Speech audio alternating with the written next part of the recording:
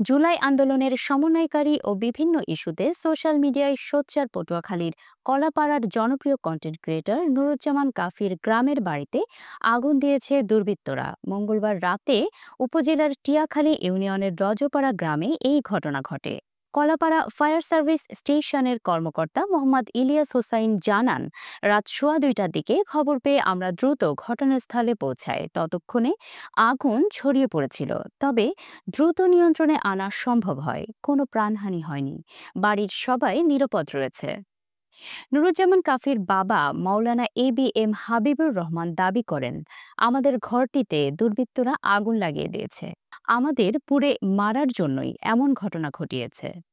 আমরা এর তদন্তপূর্বক বিচার চাই। যে যার মতো করে দরজা ভেঙে বের হয়েছি, কিছুই নাই, সব শেষ হয়ে গেছে।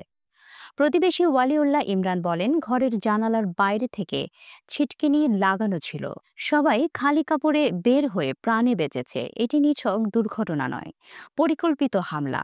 নুরুজ্জামান কাফি জানান, সম্প্রতি ধানমন্ডি ৩২ নম্বরের বাড়ি ভাঙচুরের ঘটনায় আমি লাইভ করেছিলাম এবং স্লোগান দিয়েছিলাম, সেই কারণেই আমার বাড়িতে হামলা হয়েছে। সরকার ও সেনাবাহিনীর উপস্থিতির মধ্যেই আমার পরিবারের ৬ সদস্যকে হত্যা করার চেষ্টা করা হয়েছে।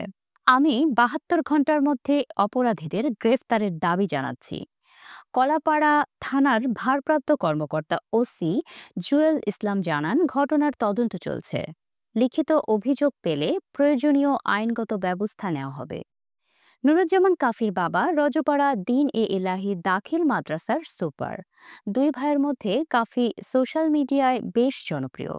করোনার সময় মশার কয়েল ও প্রাক্তনকে নিয়ে করা কন্টেন্টের মাধ্যমে তিনি ভাইরাল হন।